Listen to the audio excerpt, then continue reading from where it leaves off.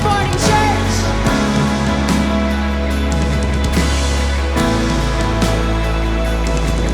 Beyond all my wildest dreams, your grace is alive in me.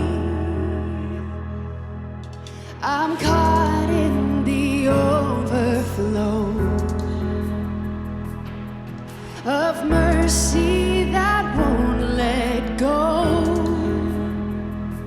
Here on this holy ground, standing before you now, Jesus, you are more than enough. If there's one thing I know, it's how you love me so. Jesus, you are more than enough for me. Oh, more than enough for me, yes. Finally, my eyes can see. You've never abandoned me, no.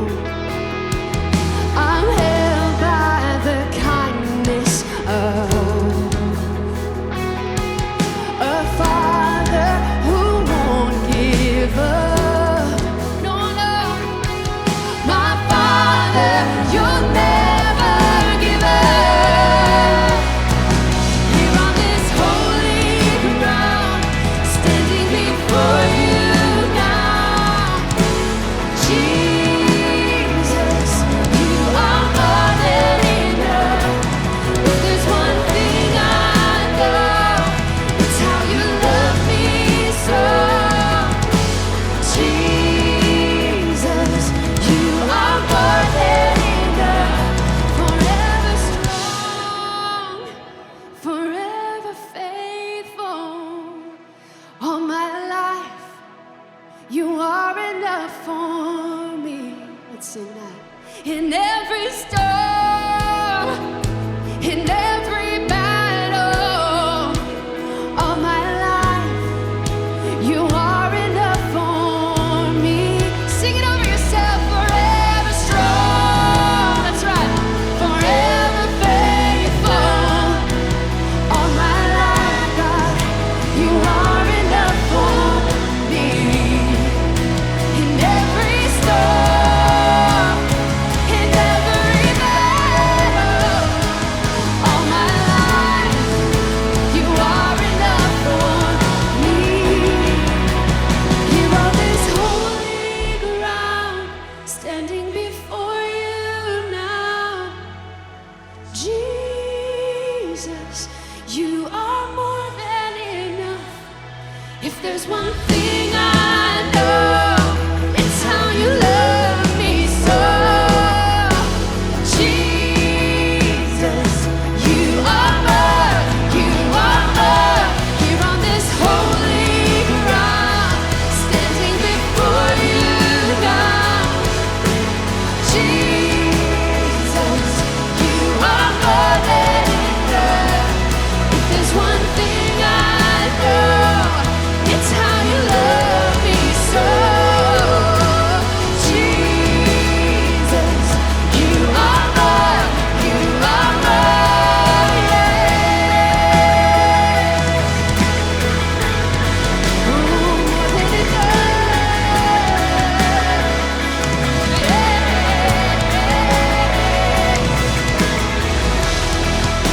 Beyond my wildest dreams, you're more than enough.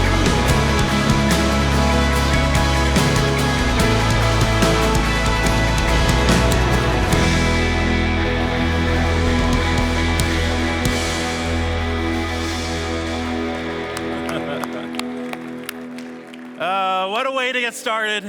Welcome so much. So glad to have you all here. My name is Kenny Conley. I'm the Next Generation pastor here at Mission, and I love that you're streaming in here today and checking out today. You know, over this pandemic, we've been really multiple churches. We've been like as a campus in every single house where everybody is streaming, whether it's from your house or from your car. And today we're excited that we added one more campus to our multitude of campuses, and it's right here in this room. We're back. It is good to have people in the room. I've told them earlier, it's kind of weird just to talk to cameras for the last couple of months. So it is so good to have everyone here. So we're going to get started in just a little bit, but just a couple things to let you know about. One thing we're really excited about, I'm the Next Gen pastor here at Mission, and my team's been working on this project for the last couple of months. It's the Next Gen Activity Box. Actually, last week we opened this thing up and we delivered it to, and distributed to almost 500 families. A few more going out tomorrow. You know, the pandemic's been hard. It's been hard for families in all sorts of different ways, and even for faith for kids. And so what we did with this box was we basically crammed in everything that we do on Sunday into this box for preschoolers, K-3, and preteen kids. And we're super excited about this. Families are really excited about this. This is kind of our beta box. We're just getting started. We're going to keep moving this forward. If you didn't get one of these, you might get one tomorrow. We're delivering them to doorsteps, but if you didn't get one of these, we're going to be doing a whole new batch in September. We're going to distribute them starting in a couple weeks, and you can go to missionparents.org to sign up to make sure that you get one for September. Great stuff for kids as well. Well, we have all sorts of things that we're doing today. We're kicking off a brand new series.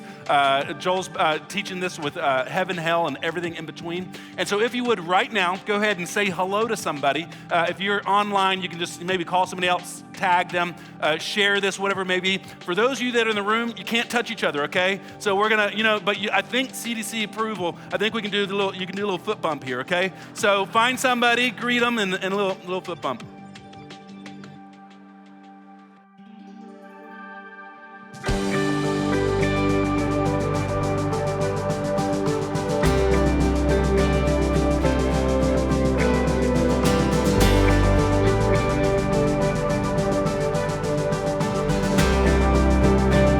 Let's sing this out together.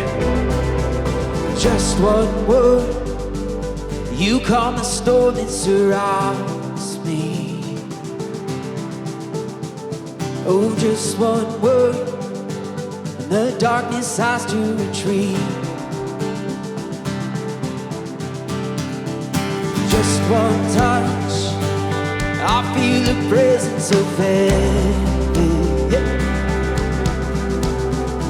Oh, just one touch, my eyes were open to see. My heart can't help but believe. Hey! There's nothing that I can't do. There's not a mountain that He can move. Oh, praise the name that makes a way. There's nothing that our God can't do. Just one word, You hear what's broken inside me. Oh, just one word, and You revive every dream. Oh, just one touch, I feel the power of heaven. Just one touch, my eyes are open to see. My heart can't help but believe. Come on, there's nothing that our God can't do. There's not a mountain that He can move. Oh, praise the name, it makes a way. There's nothing that our God can't do. Oh, I know there's nothing that our God can't do. There's not a prison wall He can't break through. Oh, praise the name, it makes a way. Yes, there's nothing that our God can't do. Oh.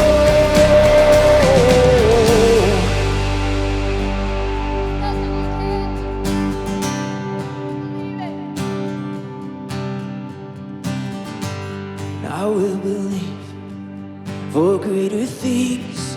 There's no power like the power of Jesus. Let faith arise, let all agree. There's no power like the power of Jesus. I will believe, yeah, for greater things. There's no power like the power of Jesus. Let faith arise, come on. Let all agree. There's no power like the power of Jesus. I will believe it's for greater things. There's no power like the power of Jesus. Let faith arise. Oh, let all agree. There's no power like His power. There's nothing that our God can do. There's not a mountain that He can't move. Oh, praise the name that makes a way. There's nothing that our God can do. Oh, I know there's nothing that our God can do. There's not a prison wall He can't break through. Oh, praise the name that makes a way. Oh, there's nothing that our God can't do. There's nothing, no, no. Oh, oh, oh, oh,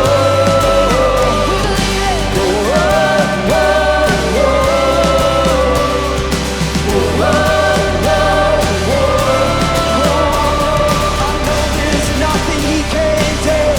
No, no, no.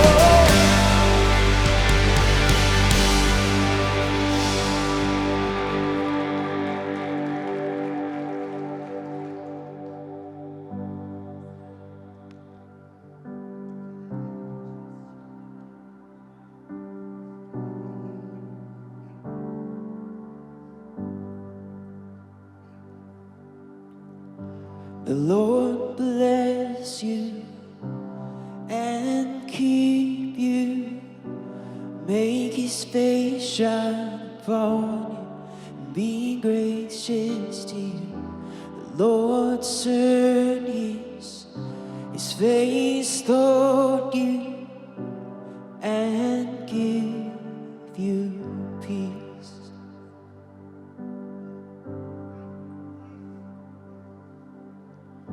The Lord bless you and keep you.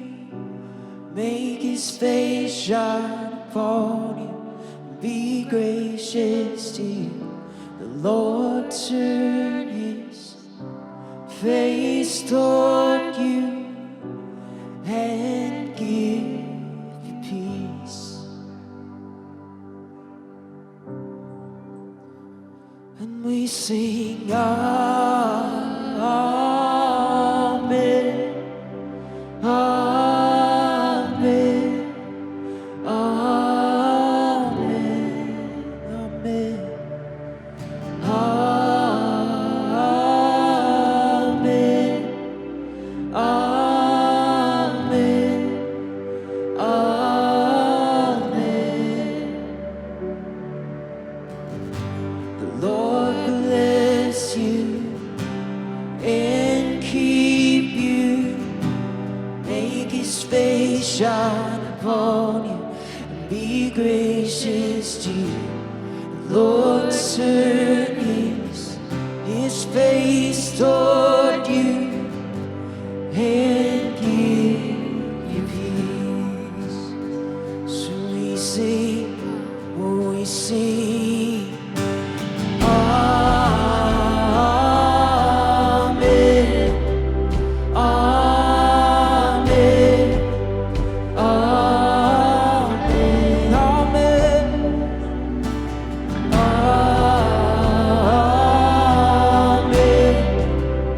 Amen, Amen, Amen, oh, Amen, Amen, Amen. Oh, we sing 'cause we believe. Amen, yes, amen, amen. May His favor be upon you and 1,000 generations and your family, and your children, and their children, and their children. May his favor be upon you, and 1,000 generations, and your family, and your children, and their children, and their children. May his favor be upon you, and 1,000 generations, and your family, and your children, and their children, and their children. May his favor be upon you, and 1,000 generations, and your family, and your children, and their children, and their children. May his presence go before you, and behind you, and beside you, all around you, and within you. He is with you, he is with you, in the morning, in the evening, in your coming, and your going, in your weeping, and rejoicing. He is for you, he is for you, he is for you, he is for you, he is for you, he is for you, he is for you, he is for you, he is for you.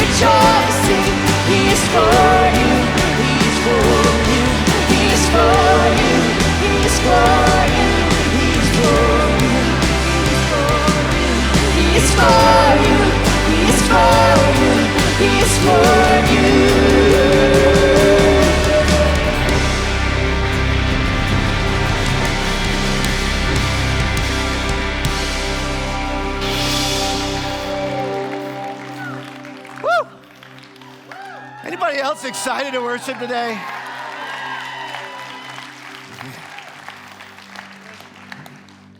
Thank you, Jesus. It's good to be with you today. If you're joining us online, you're with us. We're with you today. And whether you're worshiping with us in the room and you're with us and we're singing together and we're singing this truth, or whether you're joining us online, you're with us in spirit digitally, as we all have been together for a long time. The good news is not that we're together today or that we're with one another. I mean, that's good news and that's encouraging and that's helpful that we're gathered together and we're with us. But what's greater news is that we have a Heavenly Father who is with us and who is for us. That's the truth. And if you're just joining online, or maybe somebody brought you for the first time and you've been contemplating going to church and you showed up today because you couldn't show up before that and you didn't want to do the digital thing, I just want you to know, that's our lead story. That there's a God in the universe and he is for you. He's for everyone. And that's what we stand for. That's what we're about as a church. And that's what we stand to do. And you guys have been amazing. As Kenny said earlier, you've helped us be for a whole bunch of people. The church did not actually close. The reality was we continue to be the church in this season, and you helped us continue to be for people. Next week, we're going to continue that. We're not stopping that. Next week is our Love Works weekend, and it's Third Sunday Charity, and Sunshine Acres is one of our partners. And you may not know what Sunshine Acres does. It's a remarkable organization. They get no government aid. And it's partly because they don't want to be bound by the strings that go along with that. They do care the right way for kids that get taken out of difficult situations, out of homes where their parents can't care for them anymore. And it's not gigantic group homes, it's very personal. and they're provided stability in their lives. And obviously this season's been hard on families, and they have greater and greater needs for the kids that they're caring for. And if you'll watch social media this week, watch our emails that we send out to you. We got a whole bunch of stuff that they're asking for our help in coming alongside them this month. And if you want to participate in that, there will be all sorts of information where you can do that. We're going to be collecting next Sunday from 9 a.m. to 5 p.m. So whether you come to the service here and you want to drop it off then, or if you just want to show up sometime during the day, it'll be a contactless drop off. You can drop it off right out here in front of the church. We'd love for you to join us in that. I want to say something else really important. We have more people joining us today online than we do in the building, and this is only a piece of our regathering plan. I told you last week, if you missed last week, you need to go back and check it out. We're focused in this season on regathering, reconnecting, and re-engaging absolutely everyone. We don't want anybody who the social isolation of this season may have led to a spiritual isolation. We don't want them to get left behind. We want to help everybody get connected, and a once a week gathering, even as this grows and there's more opportunity and more people come, and children's gatherings coming soon, hopefully. We're working on that right now, but we hope that's to come really, really soon. We feel like in this season, this is like a battle that we're in to reconnect and re-engage people who seem to be maybe slipping out the back door of not just the church, but their faith. And that's exactly what the enemy wants. He wants to isolate us. We had almost 50 people, 47 people last week reach out and go, I'm isolated, I'm spiritually isolated, and I need help. I need you to reach out to me. And we're reaching out to all of those people and closing the loops, getting every single one of those people connected. And if that's you today, you can reach out to us. You can reach out through Helper at any time for physical or spiritual needs. It just makes it easier and more efficient for us to get you the help you need. So you can reach out through Helper, or you can email us on our website. There's contact information, or you could call us. We would love to reach out to you and help you, pull you out of isolation, reach out to you to help you get connected. At this time, we're going to give, and all of your giving, your generosity goes to help towards all these efforts that we've been working on in this season. And so I just want to say thank you. And for those of you who haven't participated, we need your help. We want to continue this. We want to move it forward. We want to continue to provide opportunities to connect for people in our church and for people in our community, help and hope for them. And so we need you to step off the sidelines and get involved with us. And if you're online today, you can give the way we always have been. We're going to give you an opportunity to do that in just a second. But your giving matters, and it impacts people's lives in very specific and tangible ways, people who are looking for hope and people who are looking for help. So at this time, if you're online, you can give in that way.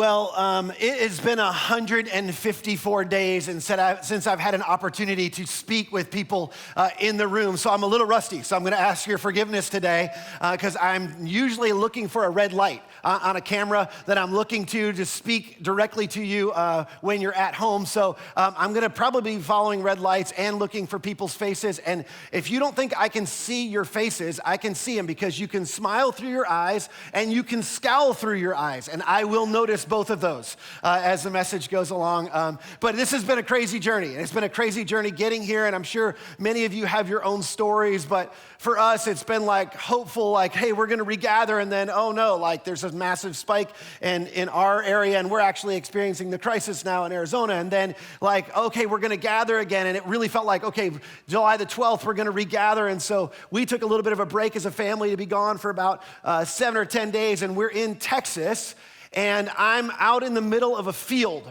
on a Ranger, side by side. We go out there, it's relaxing. We go, my brother-in-law has a farm out there, and there's cows, and they have a lake, and when kids go fishing, and it's just like you're away from everything in the world. And we sort of needed that break after this crazy season, and more crazy things happen. I started getting texts about, hey, here's what's going on, and this is what the governor said, and here's some of the new research that's come out, and it's like, you gotta be kidding me. We're not gonna regather on the 12th. And so some of you remember I'm recording a video next to a lake saying, hey, I don't know when we're gonna regather. And just so you know, like a little bit of backstory, on that same day, I got a text from some friends who were using our Jeep. I have a Jeep Commander. As a matter of fact, we bought it when my first son was born. We bought it because we needed an SUV. We traded in our really cool convertible, Volvo C70 convertible sport, which I loved, which a little bit of me died that day when we traded that in. But the SUV was great, and we've had it, and my wife needed a bigger car. We had 4 kids, and so, we were gonna trade it in. I was like, we love this car, we're gonna keep it. Now my son loves it, and so we're gonna pass it on the family, but we were getting ready to go on this trip. We had some friends who were having some car trouble, and they were supposed to go on their family trip. And so we're like, okay, like, gosh, it feels like the right thing to do is a car's just gonna be sitting at home. Like, let's just let him borrow it. Like, what could go wrong with that, right? Like, that seems like the right thing to do. Well, I get a text while I'm out in the field. Same day I'm recording, by the way. Same day I'm recording, we're not gonna be regathering. And I got a text that they hit a deer. Just side note, if somebody hits a deer, and if you hit a deer in somebody's car, don't text them about it, okay? But I got a text, and they hit a deer. And so, that's not really my car. I just thought that would be fun to show. But they hit a deer with my car. That's not actually my car. That's a little bit graphic. Let's go to the next picture. This is actually my car. And so I get this text, and I'm sitting in the middle of this field, and I'm like, you gotta be kidding me. Like, I'm recording, like, we're gonna gather, we're not gonna regather, we're trying to get away and rest and restore as a family and have some fun and make some family memories. And it's like, it's just all of this is happening at one time. And now I'm on the phone with insurance people and car shops and like all trying to figure all this stuff out. And I'm like, what? I mean, this is sort of par for 2020, but it's like, what is going on here? Like, what's really going on? And many of us have been confronted with twists and turns that we could have never predicted in this season. And it seems a little bit like even when we try to do the right thing, oftentimes things go like horribly bad. Like, anybody else experience that? It's like, okay, I'm trying to do the right thing, and I'm trying to, and even in our plans as we're trying to when to regather, when not to regather, and it's like, you can imagine, like, everybody has an idea about that. Everybody has an opinion, and I'm grateful. You all sent me a lot of great information about what I should do in this position, but the problem was you didn't all agree with each other, so that's really, really difficult. And some of you can relate in your businesses and your families, as it relates to schools, as it relates to all sorts of things. You're trying to do the right thing, and it's like, it feels like you're almost like in a battle. And that's what I want to talk about for the next few weeks. In fact, the question I want to answer, and I don't know if I'll be successful, this is a big question. The question I want to answer is, what is really going on? What's really going on here, like in 2020, but not just in 2020? Like, what's really going on here? And I know that question's broad, but the name of the series is Heaven, Hell, and Everything in Between. So that's a pretty broad title for a series. And there's lots of room for us to jump in and swim around. And again, I don't know exactly how long this will go. It could go a really, really long time. But we're gonna talk about all of that. And for some of us, I'll just say this, some of you, this is gonna be the most important content you've ever considered. In this series, just so you know, I'm gonna press further than I've ever pressed before. Some of you are gonna feel uncomfortable. I'm gonna push uncomfortably hard a little bit in this series as we talk about what's really going on in our lives, in the world around us, not just in this pandemic season, but in this time in history and in the world. What are we dealing with? And the only way to answer that is to begin in the beginning, which is where we're gonna start. In the beginning, Moses documents in Genesis, he documents the creation story. Now, here's one of the things you need to know is that Moses, contrary to popular belief, Moses' primary motivation in writing the Genesis account, inspired by God. He's the author, but he's inspired by God. His primary motivation is to introduce the Israelites, reintroduce the Israelites to their God. They were enslaved. There was all sorts of pagan gods and pagan belief systems that were sown into their lives for generations. And now they're coming out. God's led them out of slavery, and they've wandered for 40 years. And Moses is going, okay, I need to write this account in Genesis because people don't know who's behind all this. This is important. He wasn't there in the beginning. Moses' primary goal was not to write how things happened. People get all caught up in the creation story and did it really happen? Is it 7 days, whatever? Look, I don't even want to get into that debate. It's not the point. And what you believe about that's important. It's immaterial for us today because Moses' aim was to go, I want to introduce you to who was behind all of this and why things are the way they are. This is important because if we're going to approach this literature appropriately, we have to understand that the aim was not how, but the aim was who was behind it. And why are things the way they are in the world? In the beginning, God created the heavens and the earth. Now, before God created the heavens and the earth, he tells us what existed. The earth before it was formless and empty, and darkness covered the deep waters. It's very graphic language. It was formless and empty, and darkness covered the deep waters. None of us really want our lives to be described that way. And the Spirit of God was hovering over the surface of the waters. So there was this deep darkness, this void, this emptiness, and God was separate of those things. And he's hovering over these deep waters. This is the pre-creation, chaotic, formless void that existed before the world as we know it existed. And the Spirit of God, which also can be translated wind or breath, and if you were to look at the parallel account in John 1, where we're told about how the world began with Jesus in the middle of it, the Word was what spoke things into being. The wind or the breath of God, the Word of God, who is Jesus. But he sits separate above all of this chaotic state, this brokenness, this formless void. Then God said, day one, let there be light, and there was light. And God saw the light, saw that the light was good. And then he separated the light from the darkness. So God creates, and when God creates, and when he creates something, he separates the light from the dark. He separates two things because he has created order from chaos. He took the formless void and he created something that did not exist before, this light, and he separated it from that which was not good. He calls the thing that he created good.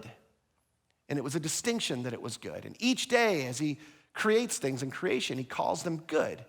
And he takes what's chaotic and formless and void and those things that are not good, and he fashions it into order. He puts it together and he creates something that's actually really good. And every day he says it's good except on day 2. In fact, on day 3, he creates the land and the seas, and day 4, the sun and the moon and the stars, and day 5, the fish of the sea and the birds of the air, day 6, the animals and humankind. And each time he says it's good, but not on day 2. So the question is, what happened on day 2?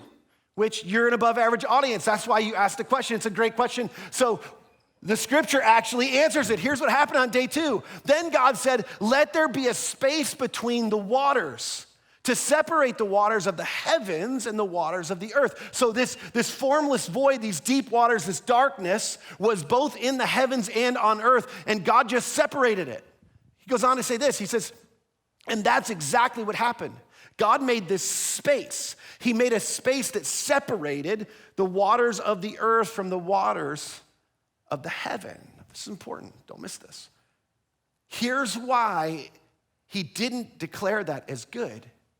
It's because no order came from the chaos. No order came from the darkness. Nothing new was created by God.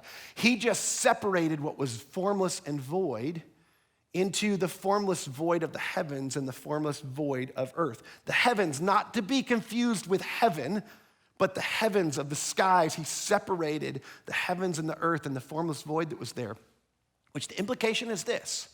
What existed at this point was a chaos that was not good. It was a formless brokenness that was not good. In the rabbinic tradition, that they suggest that this chaos points to the existence of brokenness and sin in the world before the creation of earth, before man's disobedience in the garden, which some of you are going, wait, no, that's when sin entered the world. That's when sin entered our world. But that's not where sin and brokenness originated. There was a brokenness, a chaos to the world. There was a formless void that existed before. And it started from a governance war in heaven. Some of you have heard maybe parts of this, and I don't have time to go into all this today, and this story has to be pieced together throughout all the scriptures. We find out a little bit about this in a lot of different places, and if you geek out on this stuff, you can email me. Yes, this is my real email address. It does come to me, joelt@missionaz.org. You can email me about this, not about regathering and all that stuff. Don't email me about that stuff. But you can email me about this, and I'll send you a couple of links where you can read and you can piece together this whole story. It's fascinating. I'm gonna give you the overview today. If it's intriguing to you and you wanna read more, send me an email and I'll send you a link. And there was an angel in heaven. His name was Lucifer, and he was known as a covering cherub. We actually don't find out till later that his name was Lucifer. He's a covering cherub. What does a covering cherub do? He sits next to the law, and he covers or defends. This word covering is to defend. He protects the law or the order of heaven. In heaven, there was an order. There was a created order, and there was a clear authority, and there was governance in heaven.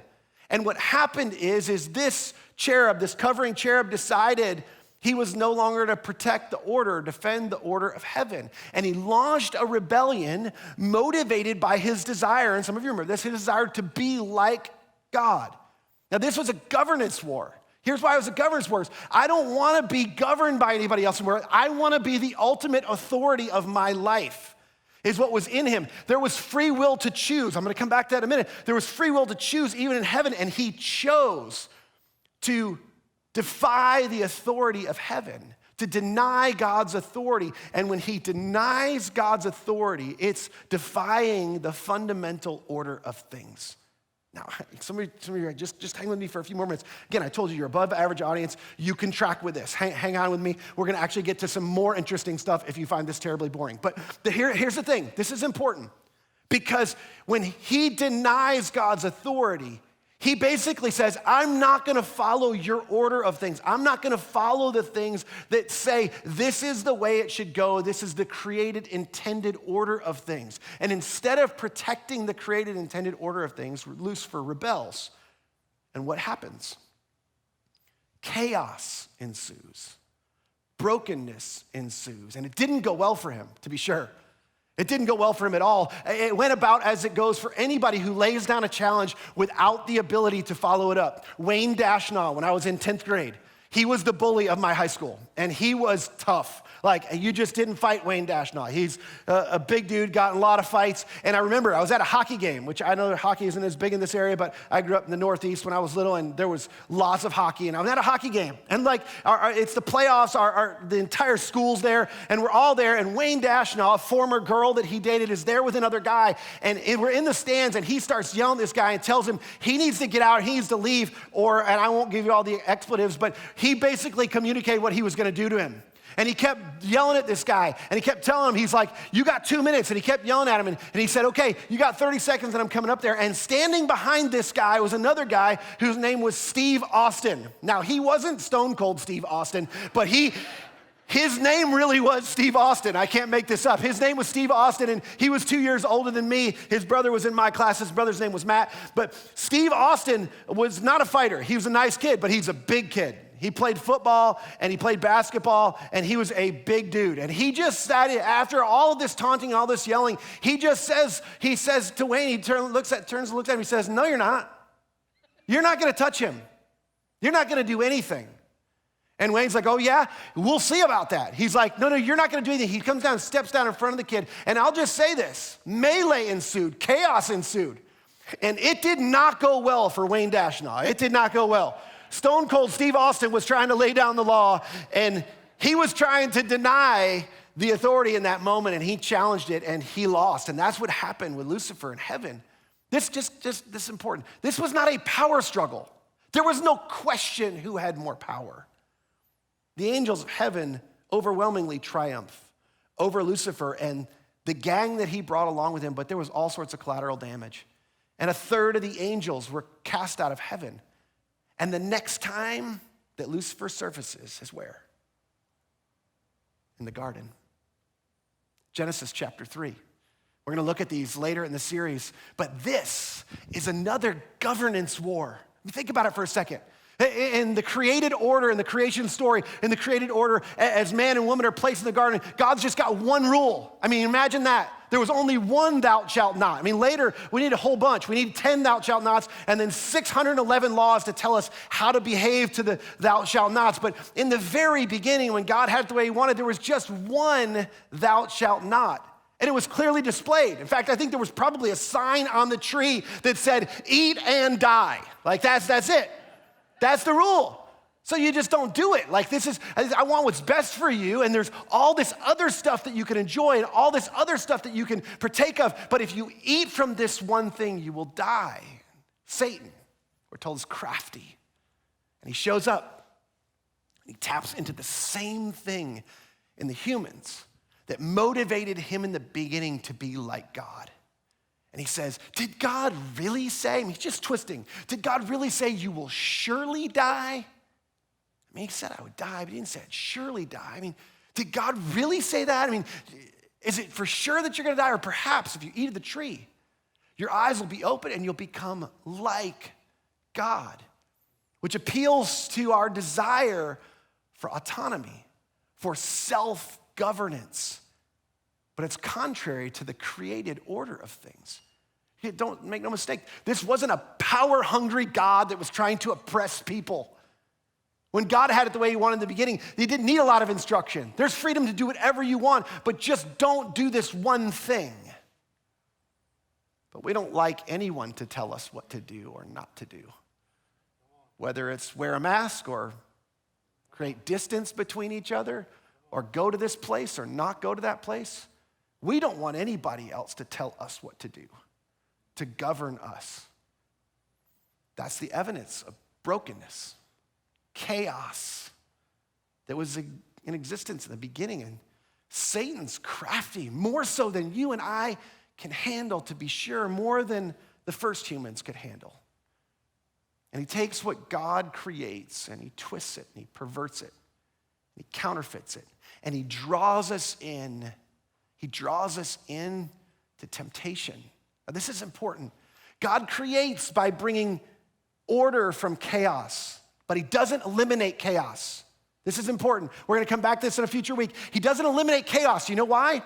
Because free will, for example, though it is chaotic, he didn't eliminate it. And to some of us, we look at it and we go, well, if he had eliminated that, we wouldn't have had the governance war in heaven. And then you wouldn't have had the sin. And what was God thinking? Why did he eliminate that? I'll tell you why he didn't eliminate that. It's because to eliminate free will is to eliminate the potential for things like love that has to be free. It eliminates the potential for adventure. And these things reflect the image and character of God.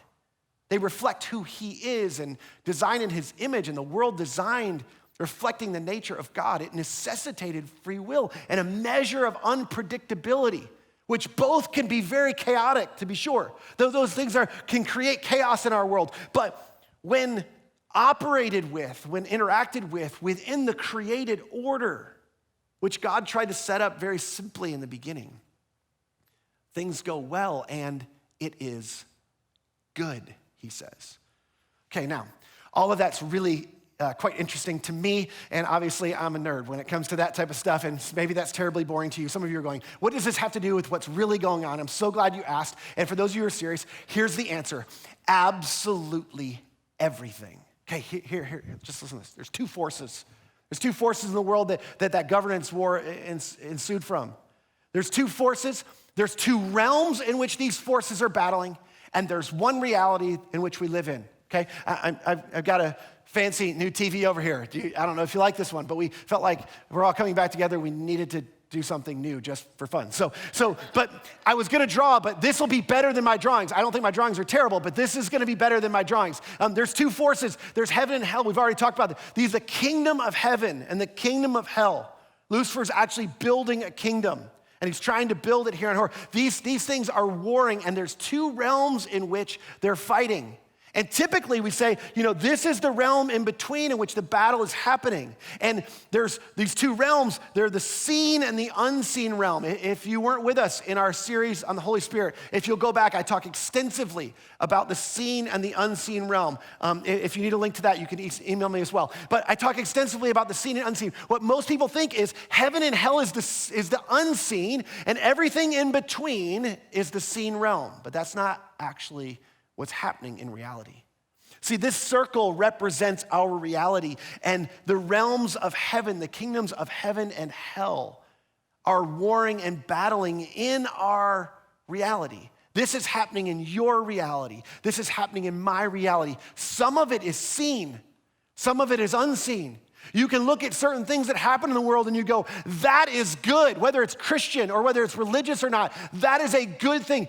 Good moved forward in the world. And then we look at other things like people flying planes into buildings and we go, that is evil, that is darkness, that is seen brokenness and chaos in our world. And you can see some of that, but much of that is unseen. But make no mistake, in our reality, this battle is happening. The Apostle Paul in Galatians chapter 5, this is how he describes it. He says, the sinful nature, this represents the kingdom of hell. This represents the brokenness inside of us. Our flesh is maybe how your translation translates Galatians 5. The sinful nature of the flesh wants to do evil, which is just the opposite of what the Spirit wants, representing the kingdom of heaven. And the Spirit gives us desires that are opposite of what the sinful nature does. And look at this verse. These two forces are constantly fighting each other. These two forces are constantly fighting each other in our reality so that you are not free to carry out your good intentions. That's why sometimes you try to do what's right. You try to do what you think seems like the right thing. But there's more to it than that.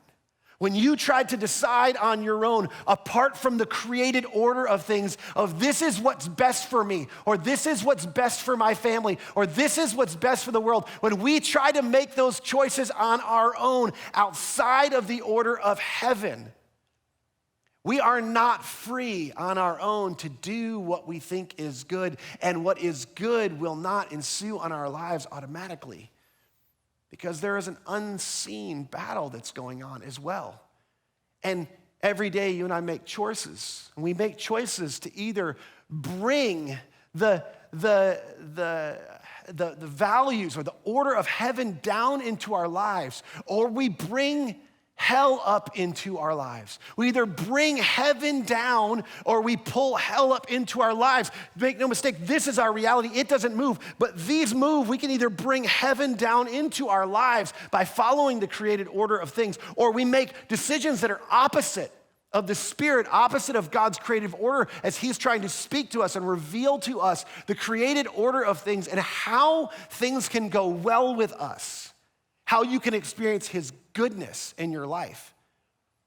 And you either make choices that bring heaven down or pull hell up into your life. In fact, in the very next verses, in Galatians 5, you can come back to this later if you want. He begins to detail, and I didn't have enough space to put all of them up here, but we bring heaven down by things like patience and kindness and goodness. Like, these are practical things. And faithfulness and gentleness and self-control. These are things that bring the goodness of heaven down into our lives. And there's a contrary list of things that pull hell up into our lives: sexual immorality and impurity and greed and hatred and jealousy and drunkenness. And these are the things we're tempted toward. Circumstances happen in the world around us, and these two forces are fighting each other inside of us. The Apostle Paul said, so that you can't do what you think you're free to do.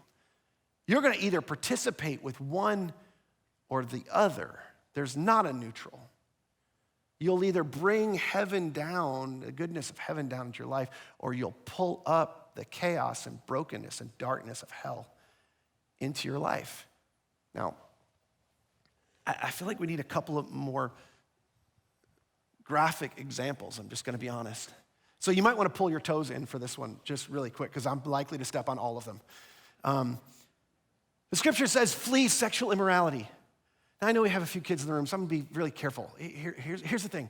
Well, I'm just to fast forward. Most of us go, that's an old-fashioned idea. Our culture says that's a really old-fashioned idea. I mean, cohabitating is so common. I mean, and so is the data and the research that goes with the consequences of cohabiting. On families, on children that grow up without dads, like all sorts of things like that. And we go, no, but that's just an old-fashioned idea. But the truth is not following this idea that we should flee, we should run from, we should abstain from sexual immorality, whether before marriage or whatever. Here's the thing. You go, no, that's old-fashioned. And here's what I would say. No, that's not old-fashioned. That's for people who want to actually experience deep, intended intimacy that God designed what you're really looking for. That's the people that follow that. That's what they experience. They experience the goodness of God being pulled down into their lives, not the hellish brokenness that comes up in the images and the people that follow you into your relationships and destroy the intimacy, the exclusivity you could experience with your spouse. It's a lie. It's a lie that you can just decide that and be okay.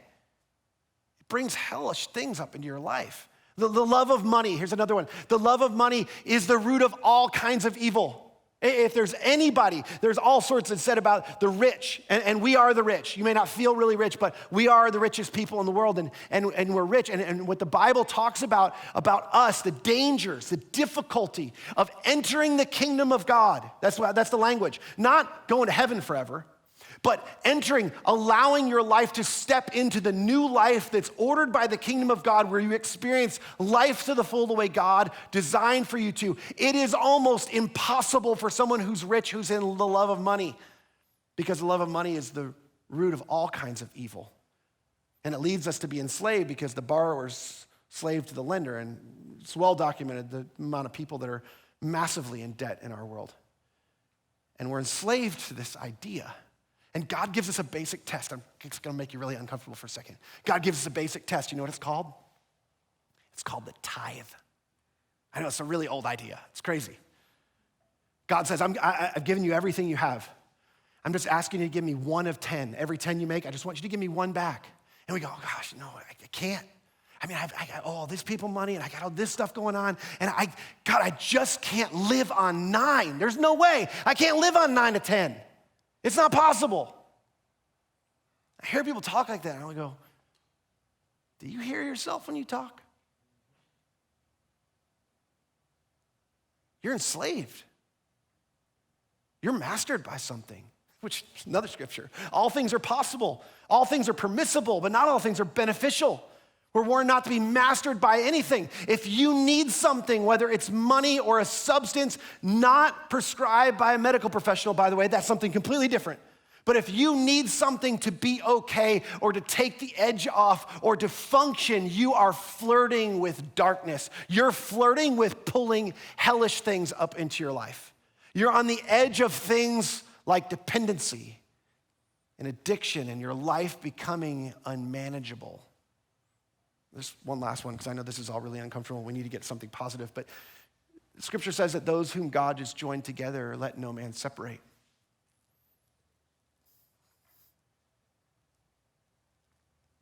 Because when this happens, all hell breaks loose in families. I'm deep into multiple situations with families right now. And I'll just tell you, It's like from the very bottom of this down here, it's like from the pit of hell. What it does to people, what it does to individuals, what it does to children. Many of you have lived through this. Some of you are living through this. See, all these choices, as uncomfortable as this is, all of these choices are fundamentally about governance and authority. Will you align your life with God's created, intended, the fundamental order of things or not? And if not, are you prepared to deal with the hell it will cause in your life? Because nothing's neutral. You either make conscious choices to bring heaven down into your life or to pull hell up into your life. Now, to something positive. Conversely, when Jesus was asked about this is why everybody loves Jesus, because Jesus takes the positive spin on these things. Jesus is asked about this. And when he's asked specifically the question, how should we pray? But to a rabbi in the first century, that question meant like, hey, what's your central teaching? What should we be asking for? What's your mission statement? What's your worldview? That's what's being asked of Jesus. And notice what he says. He says, this is how you should pray. This is what you should focus on. This is what you should orient your life around. This is what he's saying. You should pray, our Father in heaven, hallowed be your name. Father, the head of our family, who's the ultimate authority that guides us in our family. If you're uncomfortable with the idea of the father being the head of the household, by the way, come back on week 4. I will irritate you way more when it comes to that. We're gonna talk about that in week 4. Our Father, hallowed be your name, meaning like in the beginning, we're down in this chaos and this brokenness and darkness, and you're separate. You hover above all of it like you did in the beginning. You're not in the middle of this. Hallowed be your name.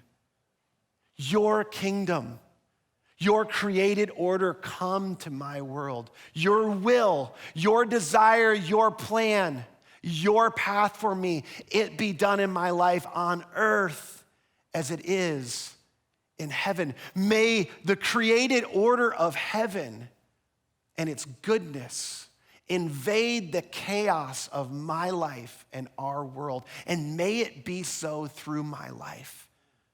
How do we do that? He says, you gotta ask to give, God, give me what I need today. Give us today our daily bread. Give me the strength, give me the resources, give me the support, give me the people, give me what I need, give me the courage, give me the insight to do with my life and the resources I have what you would will for me to do.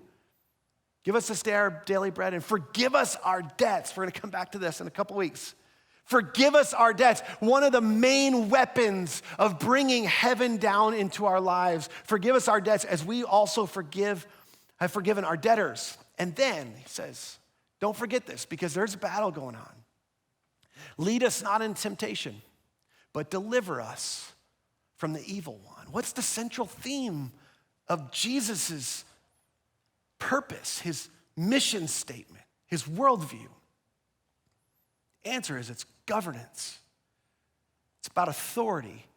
It's about choosing to trust and surrender fully to a good heavenly Father. And for Jesus, there's only 2 options. The very next chapter, chapter 7, write it down and come back to it. Chapter 7, he talks about there's only 2 paths. Wide is the road, broad is the gate that leads to destruction, and lots of people are on it. And narrow is the road. Small, tiny is the gate that leads to life. Meaning, in our world, just real quick, popular, I'm gonna come back to this too, postmodernism idea. There's multiple ways of looking at the world. There's lots of ways to approach things. There's ways to look at the way people are. There's lots of different ways to look at biology. There's lots of different ways to do life, and we should all respect each other's ways to do life. That is a bunch of hellish hogwash. Here's why. Don't miss this. You can clap, that's okay. But that wasn't strong enough. You can clap for more in just a second. Here's why that's all hogwash. Because it's just not true. There's really only just a few ways of properly looking at the world. There's a whole bunch of ways to look at the world. And we can respect other people and we can be kind to other people. But when other people begin to order their worlds and the world around us to other ways that are not in line with the created order, guess what? It brings up hell into all of our lives. And that's not good. It's not good to be for sure. And that's the day, that's the culture of our day. That's what's really going on here. And we buy into it. Well, there's lots of different ways, and some of that stuff's old, and it's old-fashioned, and I know what the Bible says, but this is what I think is right for me. Well, guess what? You're not free. You're not free apart from the battle that's being waged, the forces of heaven and earth, to do just what you want and it go good for you. This is what's really going on in your reality. There's two forces battling to take ground in your life and in my life, and here's what that looks like.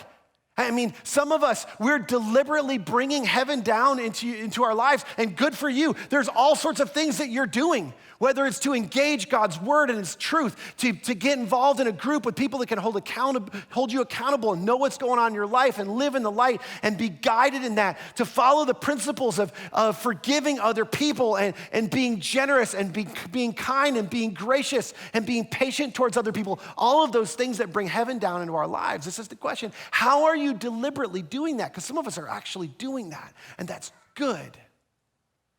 But in other areas of our lives, we're carelessly pulling hell up into our lives. And we're needlessly experiencing things that we don't need to experience. And it's not just us, by the way. This impacts more than just you. There's collateral damage. There's friendships. There's families. There's a generational impact to this. There's what you're modeling for the next generation. It's what they're watching in you. It's like when I talk to my kids about forgiving one another, and they come to each other and says, hey, I'm sorry. And the other one says, it's okay. And I go, no. It's not okay. It's not okay. This is important. This isn't semantics.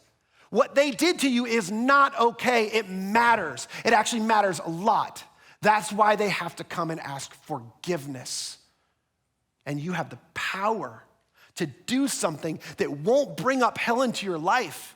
You can ask for forgiveness, and you can grant forgiveness, and you can bring heaven down instead of bringing hell up into our lives with many more people.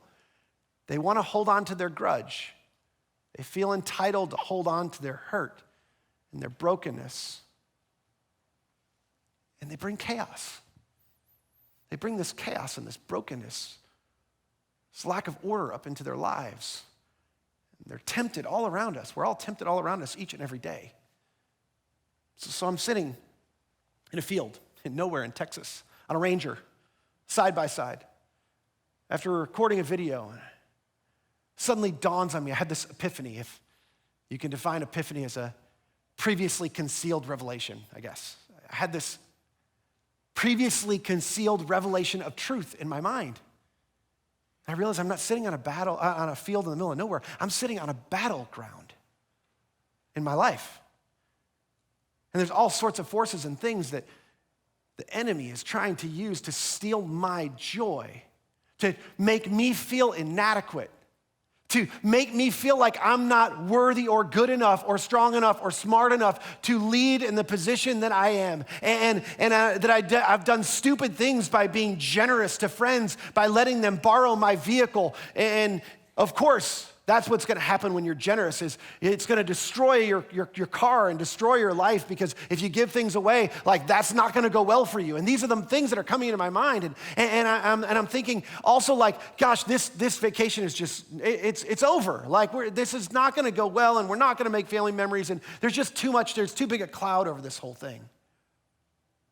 Here's the epiphany in the moment, was that none of that is actually true. The enemy was trying to attack the cohesion of our family and the joy of experiencing things together and making memories together. He was trying to destroy a significant friendship with someone who we've become very close with, who are good friends of ours, who have been a source of support and foundation in our lives. They've been a part of our group for a couple of years now. And we rely on each other, and we challenge each other, and we hold each other accountable, and we build each other up. And the enemy's trying to tear those things apart. He's trying to tear my self-esteem down, as if I can control any of these things that are going on. And I felt the voice of God going, these are lies. It's just a car. It doesn't provide any joy, not lasting joy at least. and you can be okay. You will be okay. I will provide for you today your daily bread. I'm going to give you the strength. I'm going to give you the courage to just say, it's no big deal, it's a car. Whatever, we'll gather when we can. We're going to keep doing our best, but it's out of my hands. And to drive the Ranger back to the house and be present and enjoy my family, to relax, to recharge, to make choices that bring heaven down into my life instead of allowing the enemy to pull hell up into my existence. Every day you and I wake up and the battle is on.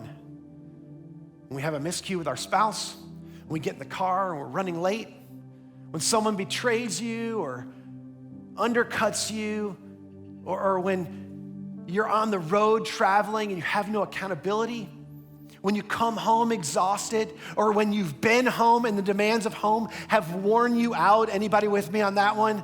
When you're home alone and nobody else is there. Here's your reality, and there's a battle ensuing in your life. And these two forces are battling for your attention and your allegiance. And God has placed before us a truth, an intended created order. And all of these things that we have in the New Testament, all of these instructions we have in the Old Testament, all of these things, they're not restrictive. They're not meant to be restrictive. They're meant to lead you in the path into the kingdom of heaven, to experience life the way it's experienced in its goodness, the way God intended to. But when we choose self-governance, we choose to step out from under authority, what happens is we bring hell up into our lives. Here's the thing. God has a plan for your life, but Satan does too. Here's what you need to know. The forces of heaven have already won. The battle's already over. The war is already over. But there is a battle every day in your heart by the enemy to bring hell up into your life. Your choices, here's what they do. They either bring heaven down or they bring hell up into your life. Make no mistake. And each and every day, you and I make those choices. Okay, I want to conclude with this thing. So I told you Moses, in the very beginning, Genesis chapter 1, he says, here's who's behind all of this. Here's why things are the way they are in the world. Moses brings the people to the brink of the promised land. He knows he's not going into the promised land. Moses is near the end of his life. As sort of a parting challenge, a parting sort of inspiration to beg the people. I want you to listen, Deuteronomy chapter 30. We're not going to put these on the TV. I just want you to listen. I want you to receive these words. I want you to receive this challenge. We're going to close with this. Here's what Moses says. He says, this command I am giving you today is not too difficult for you. It's not beyond your reach. It's not kept in heaven somewhere, so you must ask, who's going to go up and get it and bring it down like Moses did when he got the law? It's not kept beyond the sea so that you must cross the sea and somebody bring it back so we can hear it and obey it. No, this message is very close at hand, meaning this resonates. You know this to be true. It's on your lips and it's on your heart so that you can obey it. Today, I have given you the choice between life and death, between blessings and curses, between light and darkness. Now I call on heaven and earth to witness the choice you make. Oh, that you would choose life so that you and your descendants might live. You can make this choice by loving the Lord your God, obeying him, and committing yourself firmly to him. This is the key to your life. Let me pray for you. God, I pray you'd help us in this journey these next few weeks. Oh, that we would know what is really going on. That this wouldn't be some super spiritual and we dismiss it and that's all great and ethereal, but like we could have the capacity, you'd stretch our minds and our hearts to like actually understand how this is working itself out in our lives moment by moment, day by day, in the choices that we make. Make us sober of mind. Wake us up to this truth. May we choose life and goodness by choosing to align our lives to the order that you've given us, the created, intended order of the world that you're instructing us in to align our lives to so that we can bring the goodness of heaven down. I pray today specifically for somebody who needs to, for the first time, invite the life of Jesus into their life, to bring heaven down for the first time into their life. And if that's you, either whether you're watching online, and maybe you're watching online and it's not today, it's some later date that somebody passed this on to you because they wanted you to hear this, and you're going, I've never actually done that. I've never actually invited the King of Heaven to govern and rule over my life and surrender my life to him. The scripture says that if you'll confess with your mouth that Jesus is your Lord or your King, and you'll believe in your heart that God raised him from the dead, guaranteeing that he could bring you to life, to rebirth you in this life and give you life to eternity, that you will be rescued and saved from the darkness and brokenness of this world. And if you just confess that today, Jesus, you're my Lord, and I believe that God raised you from the dead, that you step into the new light and life of the created, intended order of God, and you can begin to enter that life and experience it today. God, thank you that somebody, maybe many people today, maybe they flirted with church for a while, maybe they've kind of joined on and they sort of like things here and there, but for today, they're realizing I'm in the middle of a battle, and they've experienced that and they know it.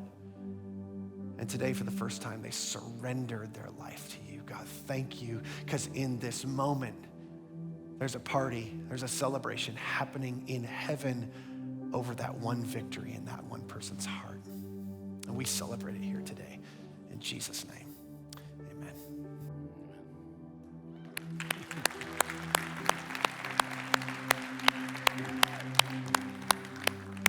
That's powerful. That's powerful. You know, for those of you that are watching online, whether it's today or later, or those of you in the room, if when you prayed that prayer, if that was your first time to surrender your life to Jesus, to invite heaven down, why don't you pull out your phone right now and just text the word fresh start, all one word, fresh start to 80123.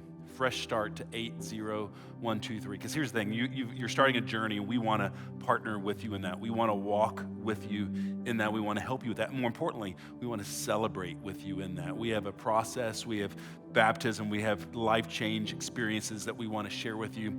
And so don't forget that. Pull your phone out. Don't hesitate. Just do that now, whether it's today or whether it's tomorrow, whenever you watch this, 80123, the words fresh start.